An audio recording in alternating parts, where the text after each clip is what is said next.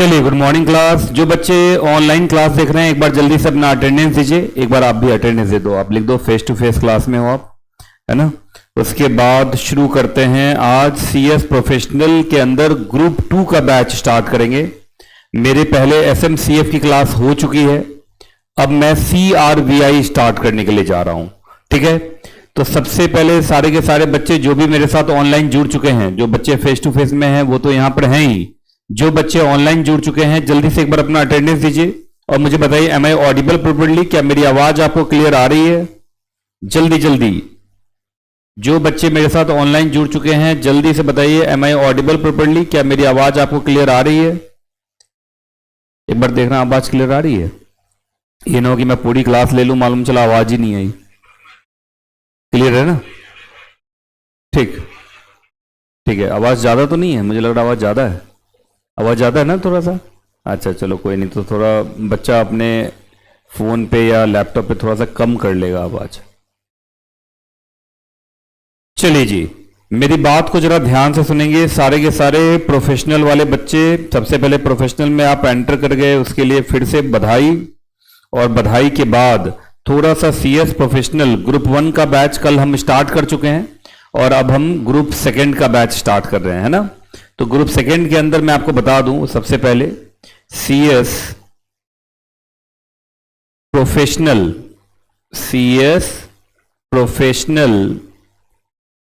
Group 2 के अंदर सब मिला कितने सब्जेक्ट्स हैं? 3 subjects are there. The first is, जो सबसे ज्यादा नामी तो नहीं, सबसे ज्यादा नामी तो कौन है? CRVI। और उसके बाद एक आपका इलेक्टिव होगा। इलेक्टिव के अंदर ऐसे तो बहुत सारे ऑप्शन है, पर हम आपको IBC की क्लास दे रहे हैं। क्लियर है जी? तो सुनिए, सीएस प्रोफेशनल ग्रुप 2 के अंदर सब मिला कितने सब्जेक्ट हैं? 3 सब्जेक्ट हैं। The first is SMCF, strategic management and corporate finance, जिसकी क्लास अभी तुरंत कंप्लीट हुई है। वो क्लास थोड़ी लंबी चल गई, इस वजह से मुझे टाइम अब कम मिल रहा है, लेकिन चलो कोई बात नहीं, अगली क्लास से कोऑर्डिनेशन बना के रखेंगे।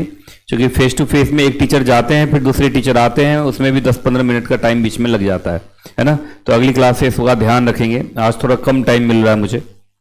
द फर्स्ट इज SMCF, जिसकी क्लास अभी तुरंत हुई है, फेस टू फेस क्लास हुई है। Strategic management and corporate finance. Second, जो सबसे ज्यादा पॉपुलर सब्जेक्ट है ग्रुप 2 के अंदर, जैसे कहा जाता है सीएस एग्जीक्यूटिव ग्रुप 2 के अंदर CMSL, capital market and security law जो सब्जेक्ट है वो जितना पॉपुलर है, उतना ही यहां ग्रुप 2 के अंदर CRVI पॉपुलर है।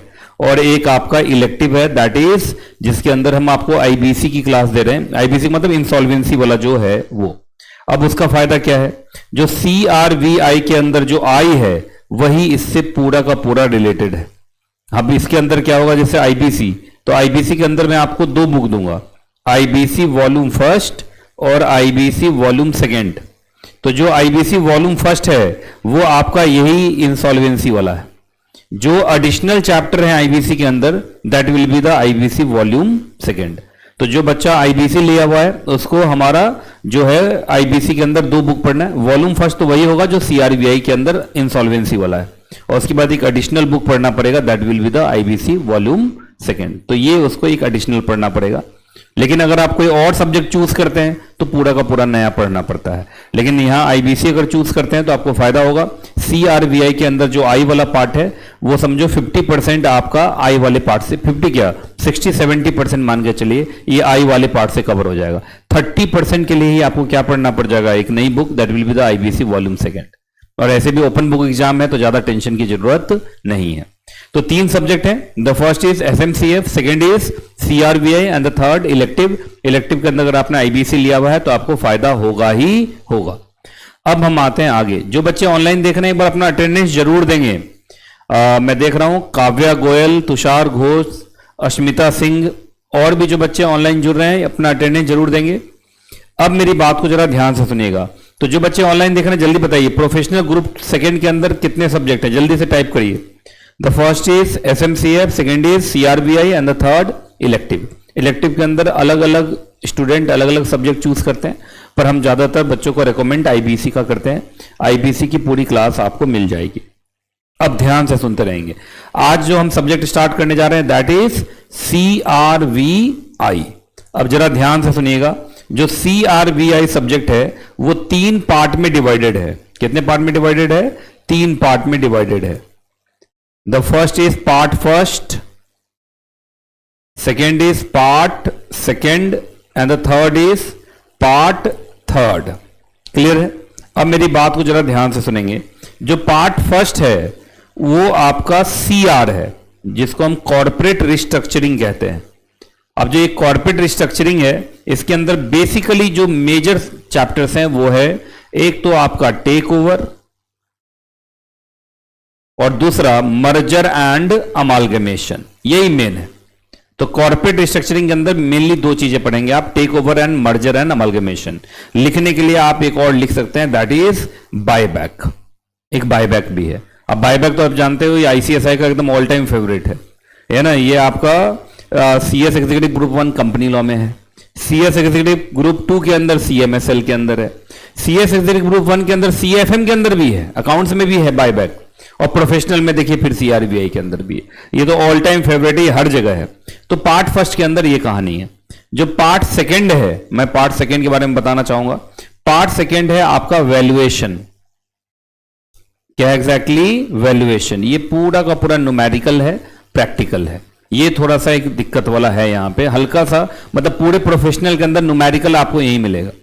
और जो पार्ट थर्ड है that is insolvency. That is insolvency, liquidation and winding up. तो मैं शॉर्ट में इंसॉल्वेंसी लिख के छोड़ देता हूं। इसी को हम लोग क्या बोल देते हैं? IBC बोल देते हैं। अब मेरी बात को जरा ध्यान सुनिएगा। तो पार्ट फर्स्ट CR है, पार्ट सेकेंड वैल्यूएशन है, पार्ट थर्ड इंसॉल्वेंसी है, जिसको लोग पॉपुलरली आजकल सीधा नाम कानून से ही जान जाते हैं एंड IBC बोलते रहते हैं, पर वो insolvency, liquidation and winding up का पार्ट है। क्लियर है? मैं मार्क्स का कवरेज अगर बताऊं तो मार्क्स का कवरेज कुछ इस तरीके से है कि किस तरीके से ICSI ने डिवाइड कर रखा है। जो पार्ट फर्स्ट है that is of 40 marks. Part third जो है again it is of 40 marks. 40 कितना हो गया? 80। ये बीच में जो पार्ट सेकेंड है ये आपका हो गया ऑफ 20 मार्क्स। तो 40 40 80 20 100। तो 40 40 20 का रेशियो बनता है, मतलब 40 20 40 का रेशियो आप कह सकते हैं। अब मेरी बात को जरा ध्यान से सुनिए। हम जो यहां पे पढ़ेंगे वो किस तरीके से पढ़ेंगे? तो मैं आपको 2 बुक दूंगा। एक दूंगा CRVI volume first, CRVI volume first book.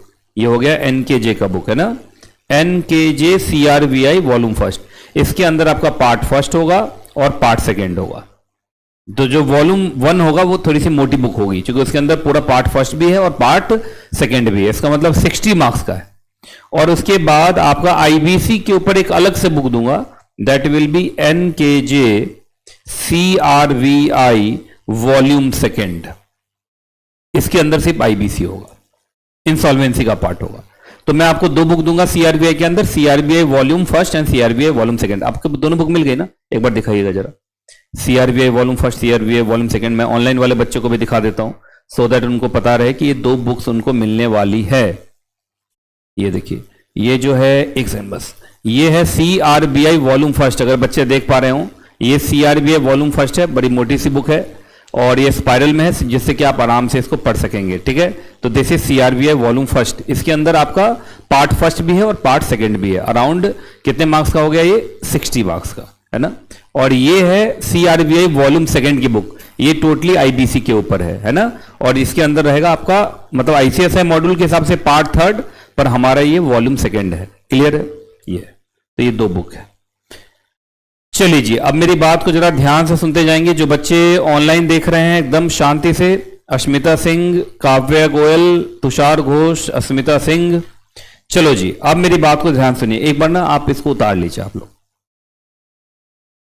एक बार इस वाले चार्ट को सारे के सारे लोग जो भी हैं उसको उतार लीजिए, सो दैट कि आपको पता हो। तो CRVI subject is divided into 3 parts. The first is part first, second is part second, third is part third. Part first CR corporate restructuring के ऊपर है, part second valuation के ऊपर है, और part third insolvency, जिसको आजकल लोग IBC के नाम से पुकार लेते हैं।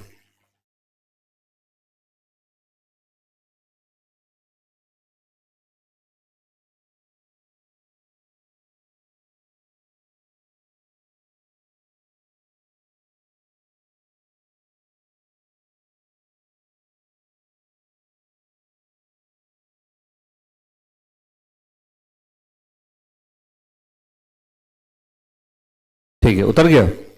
चलिए जी, अगर सबने उतार लिया है तो मैं थोड़ा सा पहले इस सब्जेक्ट से और मुलाकात करवा देता हूं।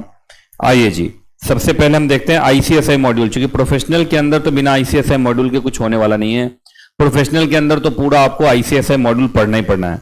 सब्जेक्ट का नाम देख लीजिए, corporate structuring, valuation and insolvency, paper number 6 है ना। 4 पेपर हो गए ग्रुप 1 में, 5वां हो गया एसएमसीएफ और 6ठा कौन हो गया, सीआरवीआई। क्लियर है। अब इसमें अगर देखेंगे तो किस तरीके से इन लोगों ने पूरा बना रखा है, तो देख लीजिए। पहला पार्ट कॉर्पोरेट रिस्ट्रक्चरिंग कितने मार्क्स का है, 40 मार्क्स का है। अगर आप इसके अंदर देखें तो सारे के सारे चैप्टर जो मैंने लिखा है वही सब है, देख लीजिए आप, 40 मार्क्स का है। देख लीजिए, पहला तो टाइप ऑफ कॉर्पोरेट रिस्ट्रक्चरिंग, उसके बाद देखिए आगे acquisition of a company business, ये क्या है, टेक ओवर, इसमें पूरा टेक ओवर है। उसके बाद फिर planning and strategy, process of merger and amalgamation transaction, merger and amalgamation documentation, corporate restructuring के अंदर accounting, taxation, stamp duty, aspect of corporate restructuring, combination, regulation of combination जो competition act के अंदर पढ़ते हैं, regulatory approval of the scheme, है ना, fast track merger, cross border merger. तो देखा जाए तो 2 ही था, एक तो आपका टेक ओवर और दूसरा मर्जर एंड अमलगमेशन। बीच में थोड़ा सा एक बार बायबैक आएगा, क्योंकि buyback is also a kind of corporate restructuring, it is a kind of financial restructuring, है ना। उसके बाद देखिए पार्ट सेकेंड वैल्यूएशन, कितने मार्क्स का, 20 मार्क्स का। उसके बाद इसके अंदर 2 ही चैप्टर है, overview of business valuation and valuation of business and asset for corporate restructuring. ये पूरा आप न्यूमेरिकल समझेंगे, एक पूरी की पूरी क्लास न्यूमेरिकल के ऊपर ही होगी। क्लियर है। उसके बाद part third that is insolvency, liquidation and winding up, इसके अंदर पूरा आईबीसी है, आईबीसी है, देख लीजिए यहाँ पर स्ट्राइकिंग ऑफ चैप्टर भी है, सारा कुछ, मतलब कंपनी की मौत से जुड़ा हुआ सब कुछ है ना। कंपनी नाम अगर देखना चाहें, सबसे पहला चैप्टर इंसॉल्वेंसी है, फिर आपका किर्प का एप्लीकेशन लग रहा है, फिर role, function and duties of insolvency professional, insolvency resolution professional, है ना।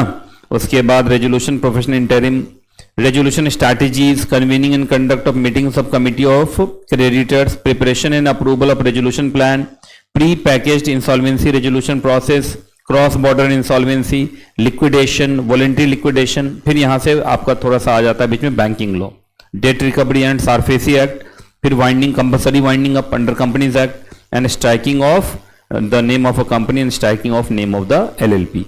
तो ये सारे के सारे चैप्टर्स आपके यहां पर हैं। अब मैं आपको समझाने जो जा रहा हूं उसको ध्यान से सुनेंगे।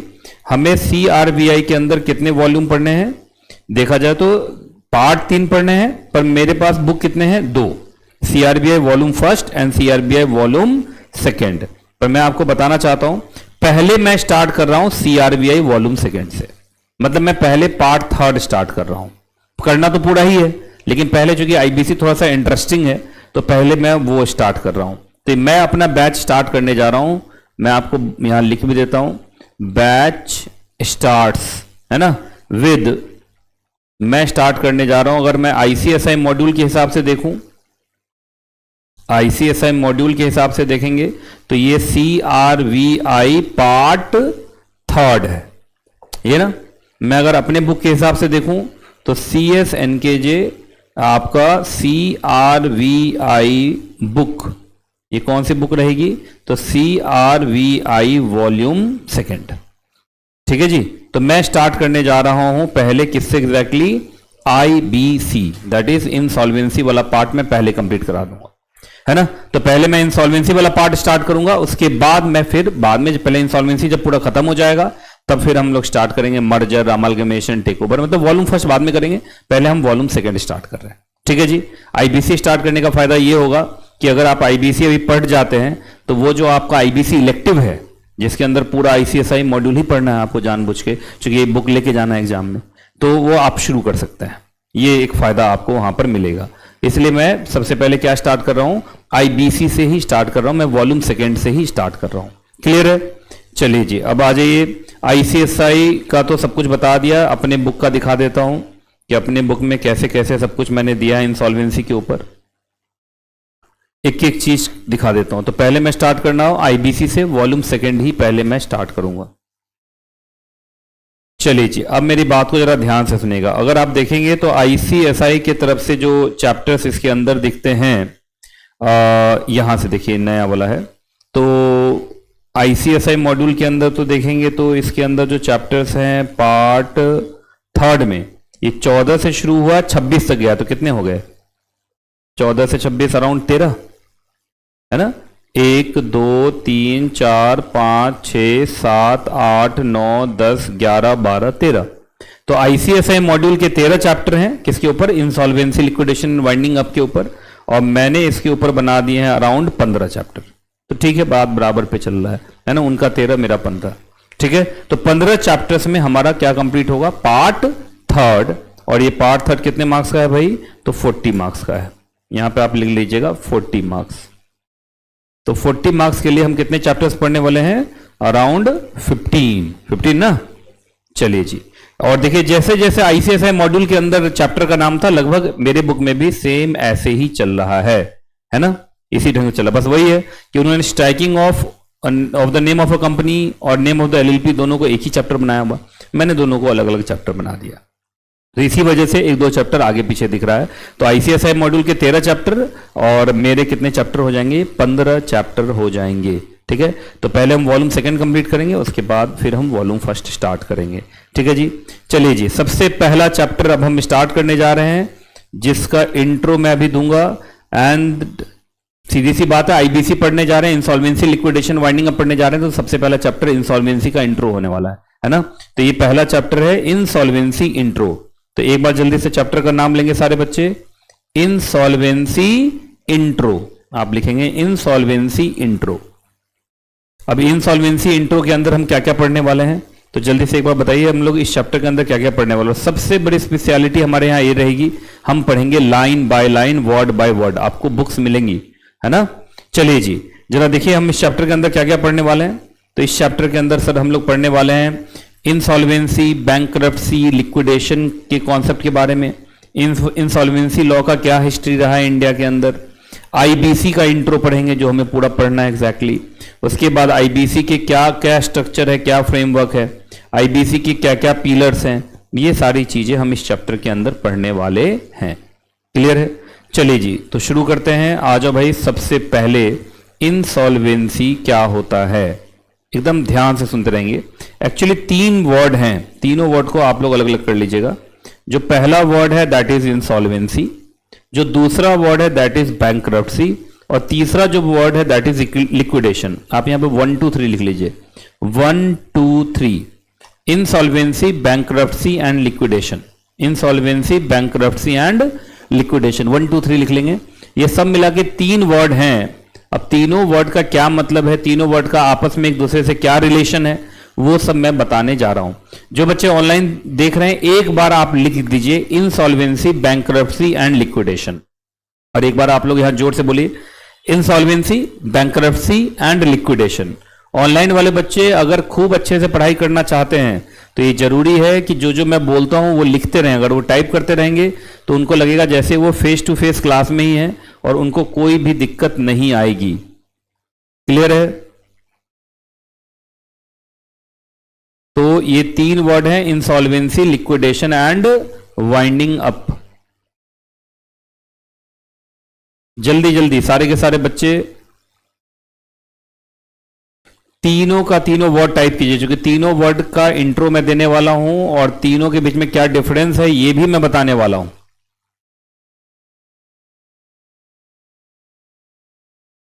ठीक है, तो चलिए अब मेरी बात को जरा ध्यान से सुनिए। तीनों के बीच में क्या डिफरेंस है, तीनों वर्ड क्या है, क्योंकि तीनों सुनने में एक जैसा ही लगता है पर तीनों में डिफरेंस होता है। अभी मैं बताऊंगा, सुनने में तीनों एक जैसा ही लगता है पर तीनों में क्या होता है, एग्जैक्टली डिफरेंस होता है। अब एकदम ध्यान से सुनते रहेंगे। देखिए सबसे पहले होता क्या है, सो देखो आप, 3 वर्ड है, एक तो इंसॉल्वेंसी है, दूसरा क्या है, बैंकरप्सी है, उसके बाद क्या है, लिक्विडेशन है ना। अब तीनों वर्ड में आपस में क्या रिलेशन है, तीनों में क्या डिफरेंस है, ये सब बताता हूं। तीनों ही नेगेटिव वर्ड। सबसे पहले तो तीनों ही नेगेटिव वर्ड है। इंसॉल्वेंसी दिवालियापन, कोई अच्छा वर्ड तो है नहीं। बैंकरप्सी भी वही दिवालियापन जैसा ही है। लिक्विडेशन में मौत ही हो जा रही है। तो तीनों का ही हालत जो है बिगड़ा हुआ है। तीनों में से कोई भी पॉजिटिव वर्ड नहीं है। हाँ, लेकिन कोई ज्यादा नेगेटिव है, कोई थोड़ा कम नेगेटिव है, इतना ही अंतर है। अब ध्यान से सुनिएगा। सबसे पहला याद रखिएगा, सबसे पहला सिचुएशन जो आएगा हमेशा वो आएगा इंसॉल्वेंसी का। जैसे कभी भी अगर आपकी लाइबिलिटी ज्यादा हो गई और एसेट्स कम पड़ गए तो you are unable to pay debts, you are unable to pay your debts, है ना। आप अपने उधार को चुका पाएंगे नहीं क्योंकि एसेट्स है नहीं, लाइबिलिटीज हो गई हैं बहुत ज्यादा। ये तो किसी के साथ भी हो सकता है, ये इंडिविजुअल के साथ भी हो सकता है, बॉडी कॉर्पोरेट के साथ भी हो सकता है, ये सिचुएशन तो किसी के साथ भी आ सकता है। तो इंसॉल्वेंसी एक सिचुएशन है जहां पे आपकी लाइबिलिटीज ज्यादा हो जाती हैं और एसेट्स कम पड़ जाते हैं and you are unable to pay your debts. Clear है। अब सुनिए, एक बार अगर कभी भी किसी की इंसॉल्वेंसी हो गई तो ऐसा नहीं कि उसको मरने के लिए छोड़ दिया जाता है। इंसॉल्वेंसी का मतलब आप समझ के चलिए कि आप बीमार हैं, तो कोई अगर इंसान बीमार पड़ जाए तो ऐसा थोड़ी है कि उसको मरने के लिए छोड़ दिया जाता है, ऐसा थोड़ी है। तो सबसे पहले इंसॉल्वेंसी को ट्रीट करने की कोशिश की जाती है। इंसॉल्वेंसी को क्या करने की कोशिश की जाती है? ट्रीट, है ना। जैसे इंसॉल्वेंसी एक सिचुएशन है जो एक बीमारी है, बीमारी का मतलब लाइबिलिटी ज्यादा हो गई है और एसेट्स कम रह गए हैं। तो दैट पर्सन, पर्सन का मतलब दोनों है, बॉडी कॉर्पोरेट्स भी है, इंडिविजुअल भी है, that person is unable to pay his और इट्स डेट्स। तो ये एक बीमारी है। तो इस बीमारी को सबसे पहले रिजॉल्व करने की कोशिश की जाएगी। अगर रिजॉल्व हो गई तो बड़ी अच्छी बात है। अब देखो, जैसे कॉर्पोरेट की इंसॉल्वेंसी को रिजॉल्व करने के लिए एक प्रोसेस होता है, उसका नाम होता है किर्प, कॉर्पोरेट इंसॉल्वेंसी रेजोल्यूशन प्रोसेस। उनका काम है कॉर्पोरेट की इंसॉल्वेंसी को रिजॉल्व करना, ठीक है। उसी तरीके से अगर रिजॉल्व हो गई तो बड़ी अच्छी बात है। इसी तरह से इंडिविजुअल की भी जो इंसॉल्वेंसी होती है उसको भी रिजॉल्व करने की कोशिश की जाती है ना। तो ये पहले इंसॉल्वेंसी को रिजॉल्व करने की कोशिश की जाएगी। कोशिश अगर सफल रही तो अच्छी बात है, फिर वो पर्सन या वो बॉडी कॉर्पोरेट जिंदा रहेगा, आराम से चलता रहेगा, कोई दिक्कत नहीं। लेकिन अगर इंसॉल्वेंसी रिजॉल्व नहीं हुआ, उसका कारण ये हो सकता है कि जो एसेट और लाइबिलिटीज हैं उनके बीच का गैप बहुत बड़ा है। जैसे लाइबिलिटीज हो गया मालूम चला 5,000 करोड़ का और एसेट 50 करोड़ ही है, तो ये तो बहुत बड़ा गैप है। एसेट 50 करोड़ का और 5,000 करोड़ की क्या हो गई, लाइबिलिटी हो गई, तो ये इंसॉल्वेंसी ट्रीट होना मुश्किल लग रहा है ना। तो उस केस में फिर दिक्कत आएगी। अब एक बार इंसॉल्वेंसी रिजॉल्व नहीं हुई तो फिर मौत की तरफ ही चलेंगे। अब क्या कर सकते हैं, बचाया तो नहीं जा सकता, बचाने की कोशिश की गई पर बचाया नहीं जा सका। तो सुनिए, अगर इंडिविजुअल का केस है तो फिर अगर इंसॉल्वेंसी रिजॉल्व नहीं हुई तो फिर वो कहां पहुंच जाता है, बैंकरप्सी पे। अब देखो, इंडिविजुअल को मार तो दोगे नहीं आप, किसी भी इंसान को कॉमर्शियल गलतियों की वजह से मौत की सजा तो नहीं दी जा सकती ना। ये बताइए, अगर आपकी लाइबिलिटी ज्यादा हो गई, एसेट्स कम हो गए, तो एक कॉमर्शियल प्रॉब्लम है। अब कॉमर्शियल प्रॉब्लम के लिए आप फांसी पर थोड़ी चढ़ा दोगे, तो वहां पे एक प्रोसेस होगा, that will be the bankruptcy. एक पूरा लीगल प्रोसेस होगा जिसके थ्रू वो बैंकरप्ट डिक्लेयर होगा, उसके एसेट्स बेचे जाएंगे, उससे उसकी लाइबिलिटीज को पे ऑफ की जाएगी। जितनी भी लाइबिलिटी पे होगी, एसेट लाइबिलिटी 0/0 करके उसको फिर जिंदगी जीने छोड़ दिया जाएगा। ना उसकी फिर बचेंगे एसेट्स, ना बचेगी उसकी लाइबिलिटी। 0 एसेट्स 0 लाइबिलिटीज करके उसको छोड़ दिया जाएगा, वो अपनी जिंदगी जिएगा, वो अपनी जिंदगी जिएगा। लेकिन अगर वो बॉडी कॉर्पोरेट्स हैं, बॉडी कॉर्पोरेट्स का मतलब कंपनी और एलएलपी, तो उस केस में फिर वो लिक्विडेशन पे पहुंच जाएगा। कहां पहुंच जाएगा, लिक्विडेशन। लिक्विडेशन का मतलब अब उस कंपनी और एलएलपी की क्या हो जाएगी, मौत। तो जल्दी बताइए। तो देखा जाए तो इंसॉल्वेंसी एक सिचुएशन है जो कभी भी किसी के साथ भी हो सकती है ना। लेकिन इंसॉल्वेंसी का मतलब हमेशा बैंकरप्सी और लिक्विडेशन नहीं होता है। अगर कोई इंसॉल्वेंट हुआ है तो पहले उसकी इंसॉल्वेंसी को रिजॉल्व करने की कोशिश की जाती है, ट्रीट करने की कोशिश की जाती है। अगर इंसॉल्वेंसी रिजॉल्व हो गई तो फिर तो अच्छा ही है, लेकिन अगर इंसॉल्वेंसी रिजॉल्व नहीं हुई तो that situation will result into, अगर वो इंडिविजुअल केस है तो फिर बैंकरप्सी तक पहुंचेगा, और अगर वो बॉडी कॉर्पोरेट का केस है तो फिर वो लिक्विडेशन तक पहुंचेगा।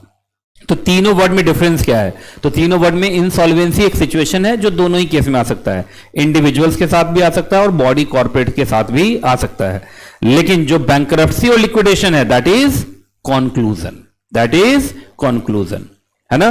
तो सबसे पहले हमेशा कौन आएगा, बताओ, स्टेप नंबर 1 में हमेशा कौन आएगा, स्टेप नंबर 1 में हमेशा क्या होगा, इंसॉल्वेंसी।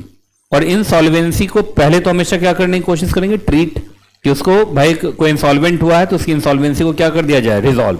अगर इंसॉल्वेंसी रिजॉल्व हो गई तो खुशी की बात है, तो ना तो बैंकरप्सी होगी ना ही लिक्विडेशन होगी। लेकिन अगर इंसॉल्वेंसी ट्रीट नहीं हो पाई तब that will lead to the, in case of individual it will lead to bankruptcy, and in case of body corporate it will lead to the liquidation. याद रखिएगा, बॉडी कॉर्पोरेट का मतलब यहां पर दोनों है, कंपनी भी है और एलएलपी भी है। इंसॉल्वेंसी लॉ के अंदर बॉडी कॉर्पोरेट के अंदर दोनों को ही माना जाता है, कंपनी और एलएलपी दोनों को क्या बोला जाता है, बॉडी कॉर्पोरेट। क्लियर है। अब आप इसको जल्दी से उतार लीजिए। उसके बाद मैं पढ़ाता हूं लाइन बाय लाइन, हम पढ़ेंगे फिर लाइन बाय लाइन।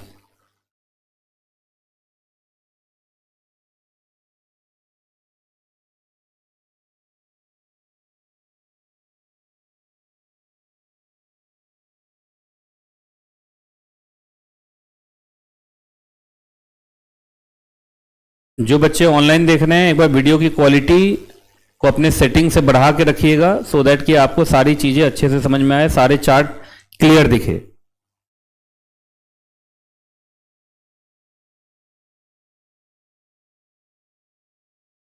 जो बच्चे ऑनलाइन देख रहे हैं अपने क्वालिटी को बढ़ा के रखेंगे सो दैट कि आपको सब कुछ क्लियर दिखे।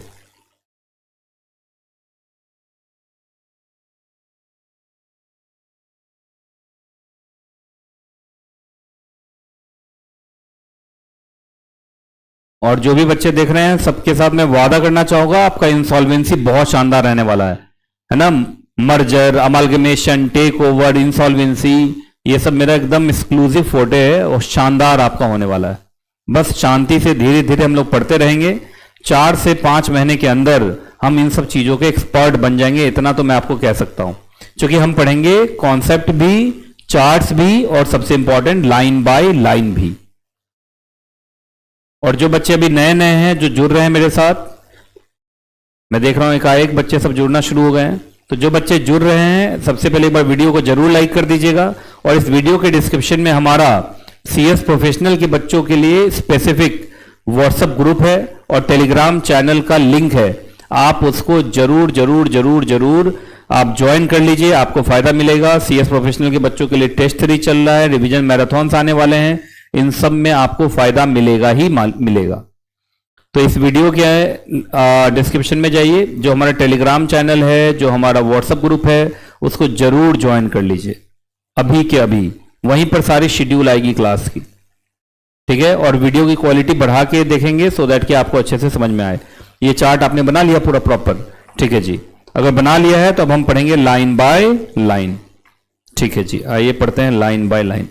चलो सबसे पहले चूंकि अब हम लोग स्टार्ट करने जा रहे हैं पूरा का पूरा इंसॉल्वेंसी, तो इसलिए सबसे पहले शुरुआत में इंट्रो तो आएगा ही आएगा कि ये इंसॉल्वेंसी वर्ड कहां से आया, कैसे आया, ये सब आएगा। अभी देखिए दिखाता हूं मैं आपको। चलिए जी, सबसे पहले एक बार लाइन बाय लाइन पढ़ते हैं, आ जाओ। सबसे पहले बैंक्रप्सी जो है एक इटालियन फ्रेज था जिसका नाम था बैंकारोटा। बैंकारोटा, बैंका का मतलब होता है वहां पर बेंच, और रोटा का मतलब होता है ब्रोकन, तो इसका मतलब ब्रोकन बेंच। और बात भी सही है, जब कोई भी मान लीजिए क्या हो जाता है, बैंकरप्ट हो जाता है, तो एक तरीके से वो टूटा हुआ बेंच जैसा ही हो जाता है जिसका इस्तेमाल आप नहीं कर सकते हैं, है ना। मैंने बताया ना, बैंकरप्ट जनरली आप तब हो रहे हैं जब आपके एसेट्स पड़ गए हैं कम और लायबिलिटीज हो गई हैं बहुत ज्यादा, और इतनी लायबिलिटीज हो गई कि आपकी इंसॉल्वेंसी को ट्रीट करना भी मुश्किल हो गया है। दूसरा, इंसॉल्वेंसी, बैंकरप्सी, ऐसे तो लोग इसको इंटरचेंजेबली यूज कर लेते हैं। ऐसे देखा जाए insolvency, bankruptcy, liquidation, winding up, सबको लोग एक जैसे ही समझते हैं, पर इन सबों में काफी डिफरेंस है। देखो साफ लिखा हुआ है, इंसॉल्वेंसी बैंकरप्सी कहीं से भी सिनोनिमस नहीं है। बोलने के लिए लोग बोल दें वो बात अलग है। और अभी मैंने आपको दिखाई दिया था चार्ट में, इंसॉल्वेंसी एक सिचुएशन है, वेयर एज बैंकरप्सी एंड आपका एंड देखा जाए तो एंड रिजल्ट है। इन case of individual, in case of body corporate it is liquidation, है ना। तो देखिए यहां लिखा हुआ है, तो इंसॉल्वेंसी एक स्टेट है, स्टेट का मतलब सिचुएशन है, लिखिए स्टेट का मतलब सिचुएशन है जहां पर आपके एसेट्स क्या हो गए हैं, इनसफिशिएंट हो गए हैं टू पे डेट। इसका सीधा सा मतलब है आपके एसेट्स रह गए हैं कम और लायबिलिटीज हो गई हैं ज्यादा। तो एसेट्स हो गए हैं कम, लायबिलिटीज हो गई है ज्यादा, और जिसका इफेक्ट क्या हो रहा है, you are unable to pay your dates. तो अगर ऐसा कभी कोई सिचुएशन आ जाए तो आप कहेंगे हमारी इंसॉल्वेंसी की सिचुएशन आ गई। लेकिन जब मैं बैंकरप्सी की बात करूंगा तो बैंकरप्सी में अब आपको प्रॉपर एक लीगल स्टेटस दे दिया जाएगा सरकार की तरफ से कि भाई तुम अब बैंकरप्ट हो गए हो। क्या हो गए हो, बैंकरप्ट। ये जनरली तब होता है जब आपके इंसॉल्वेंसी ट्रीट नहीं हो पाते हैं। इंसॉल्वेंसी ऑफ इंडिविजुअल, याद रखना इसमें इंडिविजुअल भी आएगा और पार्टनरशिप फर्म भी आएगा। नॉट ट्रीटेड, नॉट ट्रीटेड, अगर वो ट्रीट नहीं हो पाया तब that will lead to bankruptcy. तो insolvency of individual oblique partnership firm is not treated, अगर वो ट्रीट नहीं हो पाया, इंसॉल्वेंसी रिजॉल्व नहीं हो पाई, तब आपको बैंकरप्ट का एक लीगल स्टेटस मिलेगा। क्या मिलेगा? एक लीगल स्टेटस मिलेगा। तो देख लीजिए यहां पर साफ लिखा है। तो इंसॉल्वेंसी बस ये है कि आप अपने डेट को रिपे नहीं कर पा रहे हैं तो उसको आप इंसॉल्वेंसी बोलेंगे, लेकिन बैंकरप्सी उसका एंड रिजल्ट है। बैंकरप्सी उसका क्या है? एंड रिजल्ट है। क्लियर है? दुकान लिखा भी हुआ है कि पहले हमेशा इंसॉल्वेंसी होगा, इंसॉल्वेंसी के बाद क्या होगा? बैंकरप्सी होगा।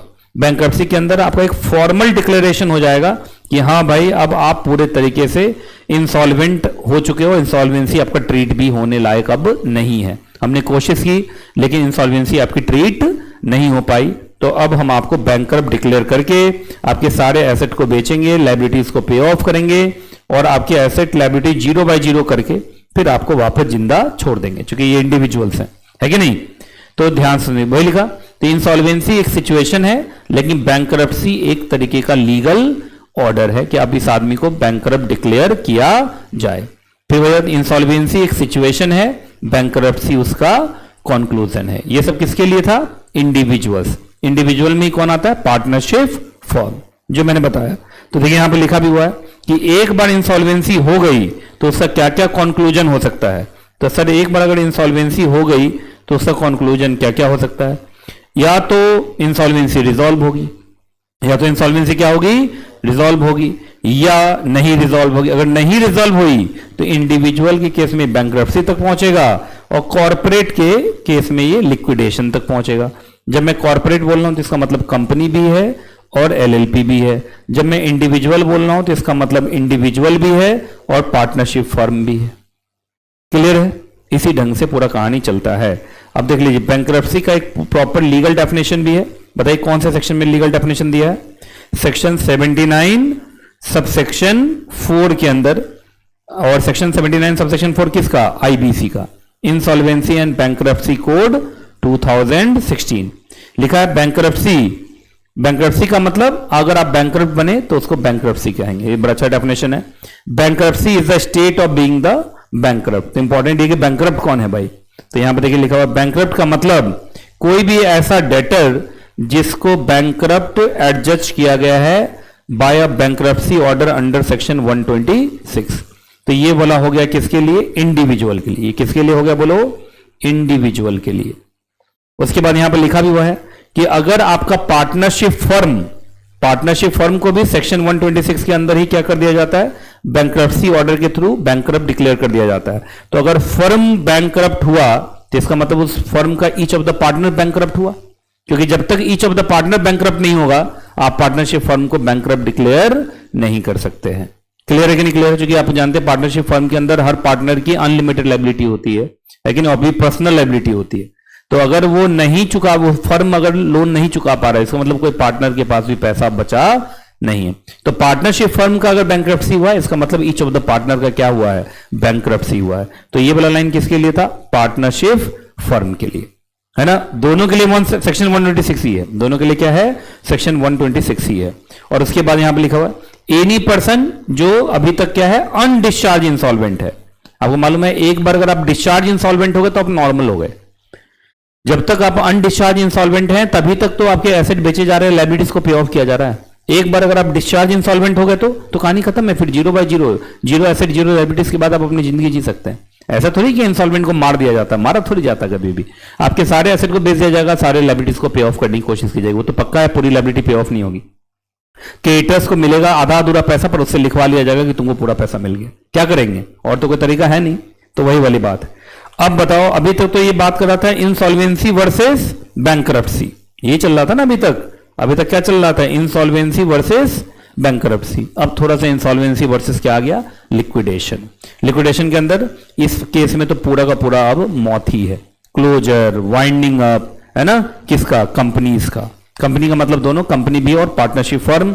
अब उन कंपनीज के सारे एसेट्स को बेचा जाएगा और बेच के जो भी पैसा आएगा उससे लिक्विडेटर सारे लायबिलिटीज को पे ऑफ करने की कोशिश करेगा। जिस दिन एसेट और लायबिलिटीज 0/0 हो गया, अब उसका लिक्विडेशन ऑर्डर पास हो जाएगा, कंपनी की क्या हो जाएगी, मौत हो जाएगी। क्लियर है? तो ये जो चार्ट अभी मैंने पढ़ाया, ये चार्ट बहुत इंपॉर्टेंट था कि इंसॉल्वेंसी एक सिचुएशन है जो किसी के साथ भी आ सकता है, ये भी जरूरी है। जब इंसॉल्वेंसी एक सिचुएशन है जो दोनों के साथ आ सकता है, ये इंडिविजुअल्स के साथ भी आ सकता है और बॉडी कॉर्पोरेट्स के साथ भी आ सकता है, बॉडी कॉर्पोरेट्स के साथ भी आ सकता है। लेकिन इसका इंसॉल्वेंसी कॉमन है, insolvency is a common word in bankruptcy as well as in liquidation. हाँ, इंसॉल्वेंसी नहीं ट्रीट हुआ तो that will lead to bankruptcy in case of individual, और अगर बॉडी कॉर्पोरेट के केस में इंसॉल्वेंसी अगर ट्रीट नहीं हुआ, रिजॉल्व नहीं हुआ, तो it can lead to the liquidation. Clear है कि नहीं क्लियर है? ऑनलाइन वाले बच्चे अगर कुछ भी दिक्कत हो, पूछना चाहो तो पूछ सकते हैं आप, कोई दिक्कत वाली बात नहीं है। कोई भी दिक्कत आए, कोई भी परेशानी आए तो पूछिए। चलिए जी, अब हम चलते हैं आगे आगे आगे। तो 3 वर्ड समझ में आ गया, इंसॉल्वेंसी, बैंक्रप्सी एंड लिक्विडेशन, है ना? तो सबसे कॉमन कौन है, जल्दी बताइए। तो सबसे कॉमन है सर इंसॉल्वेंसी। इंसॉल्वेंसी तो हमेशा दोनों में ही होगा, है ना? चलिए अब पढ़ते हैं आगे। अब ये लिख रहा है इंसॉल्वेंसी के क्या क्या कॉजेज हो सकते हैं। तो आइए, सबसे बड़ा कॉज इंसॉल्वेंसी का क्या होगा, तो फ्रॉड। तो नंबर 1 लिखिए, fraud. Fraud is the biggest reason of insolvency. देखो सीधी सी बात है, अगर आपने फाइनेंशियल डिसिप्लिन नहीं रखा है तभी आपके एसेट्स कम पड़ गए हैं और लायबिलिटीज ज्यादा हो गई, है ना? तो एक तो सबसे बड़ा कारण है कि कंपनीज के अंदर, बॉडी कॉर्पोरेट्स के अंदर क्या हुआ है, फ्रॉड हुआ है, और फ्रॉड की वजह से बहुत बड़ी इंसॉल्वेंसी होती है। बहुत सारा है, आप देखिए आजकल जितना भी देखेंगे कि इंसॉल्वेंसी में है या लिक्विडेशन के अंदर केसेस हैं, वो सबके बैकग्राउंड में जाएंगे तो फ्रॉड ही दिखेगा। जैसे फॉर एग्जांपल अगर आप देखिए सत्यम कंपनी, सत्यम कंप्यूटर सर्विसेज लिमिटेड का जो फ्रॉड हुआ, वो फ्रॉड के बाद ही तो हालात इसके ऐसे बिगड़े, है ना? बाद में उसकी इंसॉल्वेंसी को इन लोगों ने रिजॉल्व कर लिया, खैर टेक महिंद्रा को बेच दिया सत्यम को, तो वो तो रिजॉल्व हो गया, लेकिन बहुत बार रिजॉल्व नहीं हो पाता, वाइंडिंग अब तक पहुंच जाता है। इसी अब यस बैंक का हालत बिगड़ गया था, यस बैंक इंसॉल्वेंट हो गया था, वो तो एसबीआई को बेच दिया गया, मतलब एसबीआई ने उसको बचा लिया किसी तरह, यही हुआ ना? तो इस तरीके का बहुत बार सरकार हमेशा कोशिश करती है कि अगर कोई इंसॉल्वेंसी होता है तो उसको रिजॉल्व कर लिया जाए, है ना?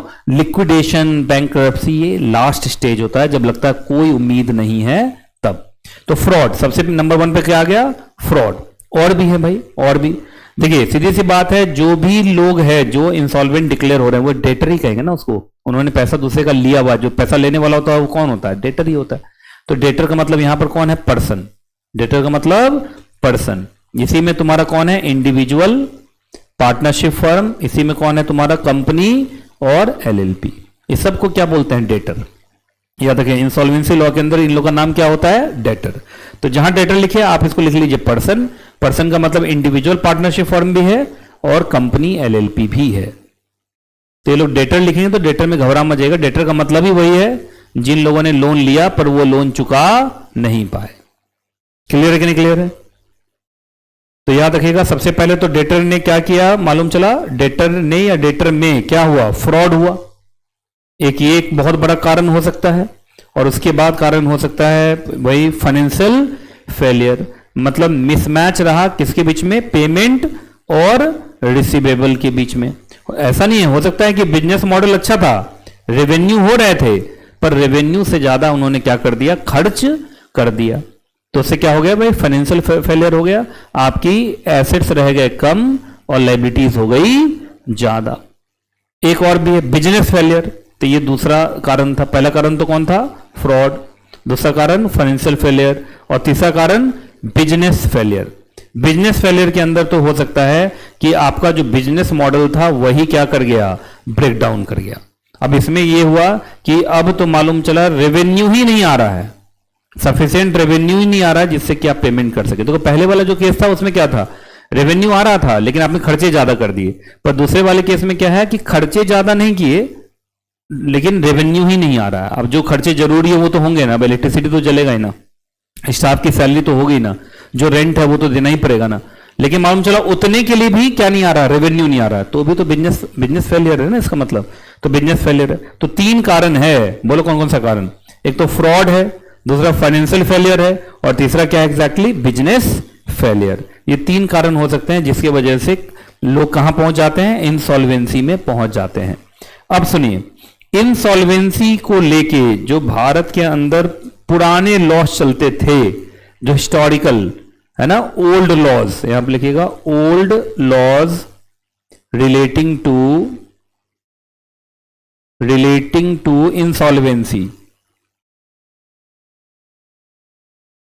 Insolvency resolution. एक्चुअली पहले इंसॉल्वेंसी को रिजॉल्व करने की कोशिश की जाती है। तो old laws relating to the insolvency resolution. तो पहले क्या था? बहुत सारे लॉज होते थे इंसॉल्वेंसी के ऊपर, ठीक है जी, मतलब इंसॉल्वेंसी रेजोल्यूशन के ऊपर। अब देखिए यहां पर लिखा हुआ there was a plethora of law. सबसे पहले तो आप जानते हैं, एकदम हिस्ट्री में जाएंगे तो इंडिया के अंदर जो भी इंसॉल्वेंसी लॉज हैं उनका रूट तो कहां मिलेगा आपको? इंग्लिश लॉ में मिलता था, क्योंकि इंडिया एक कॉलोनी ही थी यूनाइटेड किंगडम की, हम उनके गुलामी तो थे। तो इंडिया को वो क्या समझते थे? कोई आजाद देश तो समझते नहीं थे, वो हमको क्या समझते थे? अपना कॉलोनी समझते थे। तो इंडिया में शुरुआत में कौन सा इंसॉल्वेंसी सिस्टम चलता था? इंग्लिश इंसॉल्वेंसी सिस्टम चलता था। और सबसे अजीब बात है कि कोई सिंगल लॉ नहीं था उस समय में। सबसे बड़ी परेशानी ये थी कि कोई सिंगल लॉ नहीं था। There was a plethora of laws. जैसे कि तुम्हारा इनडायरेक्ट टैक्स में था, पहले इनडायरेक्ट टैक्स में बहुत सारे लॉ थे, सबको मर्ज करके क्या बना दिया? जीएसटी। इसी तरीके से यहां पे भी देखिए आपको बहुत सारे लॉ थे, जैसे presidency town insolvency act, provincial insolvency act, Indian partnership act के अंदर पार्टनरशिप के इंसॉल्वेंसी से जुड़ी भी कहानी है, कंपनीज एक्ट के अंदर कंपनीज के इंसॉल्वेंसी से जुड़ी भी कहानी है, सिका, कोई कंपनी अगर सिक बन जाती थी तो सिका के थ्रू उसको रिजॉल्व किया जाता था, recovery of debts due to bank and financial institution act, इसका नाम बदल गया, recovery of debts and bankruptcy act नाम हो गया, recovery of debts and bankruptcy act, RDBA, अब नाम बदल गया, सरफेसी एक्ट, अगर मालूम चलो कोई बैंकिंग फेलियर है, जैसे ये दोनों जो आपका recovery of debt due to bank and financial institution act है, सरफेसी, ये सब हमारे कोर्स में है। तो बैंकिंग लॉस से अगर कोई बैंक का पैसा लेके भाग जाए और इंसॉल्वेंट हो जाए, है ना। उसके बाद कंपनीज एक्ट 2013 नया आया। देखिए इतना कुछ होने के बाद देखिए लगभग कितने लॉ हो गए? 1 2 3 4 5 6 7 8, अराउंड आपका 8 लॉ आपका चलता था पहले। उसमें भी देखिए जो कॉन्स्टिट्यूशन ऑफ इंडिया के अंदर जो बैंकरप्सी और इंसॉल्वेंसी है उसको डाले हुआ है entry number 9 of list third. List third का मतलब कॉन्करेंट लिस्ट हो गया, और कॉन्करेंट लिस्ट का मतलब फिर हो गया सेंटर भी इसके ऊपर लॉ बनाएगा और स्टेट भी इसके ऊपर लॉ बनाएगा। तो बहुत सारे सेंटर के भी लॉ थे, बहुत सारे स्टेट के भी लॉ थे, लेकिन एक 2016 में एक बहुत ही क्रांतिकारी स्टेप लिया गया, इन सारे के सारे लॉ को एक ही लॉ में सबस्यूम्ड कर दिया गया, एंड इस लॉ को क्या नाम दिया गया? आईबीसी। तो ये देखिए इसको उठा के इसी में क्या कर दीजिए? मर्ज कर दीजिए, ये सारे के सारे लॉ। अब बोलोगे सर कंपनीज एक्ट इसमें मर्ज तो नहीं हुआ, तो कंपनीज एक्ट मर्ज नहीं हुआ है, सरफेसी मर्ज नहीं हुआ है, आरडीबी जो है वो मर्ज नहीं हुआ है, लेकिन उसके वो वाले प्रोविजन जो इंसॉल्वेंसी के ट्रीटमेंट को लेके थे वो सारे प्रोविजन वहां से हटा के इसमें डाल दिए गए। मतलब अब देखिए ये सारे लॉ का क्या ऑब्जेक्टिव होगा? Individual, partnership firm, companies, LLP, इन सबों का इंसॉल्वेंसी देखना। अब ये सारों का इंसॉल्वेंसी कहां देखा जाएगा? आईबीसी में देखा जाएगा। तो IBC is a consolidated law. पुराने जितने ओल्ड इंसॉल्वेंसी लॉ थे उनको खत्म किया गया और उनके जगह पे आपको इकलौता एक लॉ लाया गया, that is IBC, a single, लिखिएगा सिंगल consolidated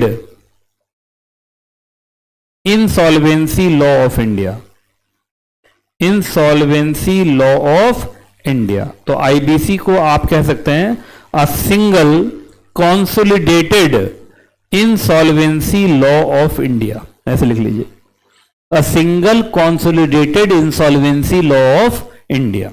और ये 2016 में आया और पूरे के पूरे भारत पे ये लगता है। क्लियर है जी? अब मेरी बात को जरा ध्यान से सुनिएगा। अब आज की चूंकि टाइम थोड़ा सा कम पड़ रहा है मेरे पास, क्योंकि अब यहीं से फिर एग्जीक्यूटिव में ऑडिटोरियम पहुंचना है, तो मैं इसको यहीं रोकता हूं। अगली क्लास से हम आईबीसी शुरू कर देंगे। क्या शुरू कर देंगे? आईबीसी। तो आज मैंने इंसॉल्वेंसी का इंट्रो दे दिया, क्योंकि आरसीआरबीआई का इंट्रो था, लेकिन अगली क्लास से हम क्या स्टार्ट करेंगे, मतलब आईबीसी एकदम फ्रेश स्टार्ट करेंगे, बस आईबीसी स्टार्ट होगा अगली क्लास में, है ना, that is the insolvency and bankruptcy code. तो यहां से हम लोग अगली क्लास में स्टार्ट करेंगे। तो आज कौन सा डे है, आज ट्यूसडे, कल है वेंसडे, तो कल फिर वही ड्राफ्टिंग की भी क्लास होगी और आपकी CMADD की भी क्लास होगी। तो जो भी क्लास होगी उसका शेड्यूल हमारे व्हाट्सएप ग्रुप और टेलीग्राम चैनल पे डाल दिया जाएगा, उसके हिसाब से आप लोग को आना है सबको, ठीक है जी। तो चलिए ऑनलाइन वाले बच्चे ये क्लास अभी यहीं तक, फिर मिलूंगा अगली क्लास में, और जब तक मैं ना मिलूं दुआ में याद रखिएगा। खुश रहें आप, खुश रहें आपका परिवार। एक बार वीडियो को लाइक जरूर कर दीजिएगा और हर क्लास को जरूर ज्वाइन कीजिएगा। प्रोफेशनल के अंदर अब हम फेस टू फेस आ चुके हैं, 3 टीचर्स हमारी टीम है और 3 टीचर मिलकर आपको प्रोफेशनल में हम पढ़ा रहे हैं। तो आप फेस टू फेस भी क्लासेस ले सकते हैं, ऑनलाइन क्लासेस भी ले सकते हैं। जो नंबर्स नीचे लिखे गए हैं उन पे कॉल करके आप सारी क्लासेस हमारी बुक कर सकते हैं, ठीक है। अभी इनॉग्रेल ऑफर में अभी डिस्काउंट पे क्लासेस चल रही हैं, आपको फायदा मिलेगा, इसलिए मैं सोच रहा हूँ बार बार रिमाइंड कर दूं सो दैट आपका भी थोड़ा सा फायदा हो जाए। लेकिन अब चूंकि बैच स्टार्ट हो गया है, ग्रुप 1 का भी ग्रुप 2 का भी, तो अब डेली क्लास चला करेगी, फेस टू फेस भी और ऑनलाइन में भी, ठीक है। तो स्टे कनेक्टेड एंड वीडियो को लाइक जरूर कर दीजिएगा। चलिए जी, कल मिलते हैं फिर ग्रुप 1 क्लास में, परसों फिर ग्रुप 2 की क्लास में। MWF में ग्रुप 1 है, TTS में ग्रुप 2 है।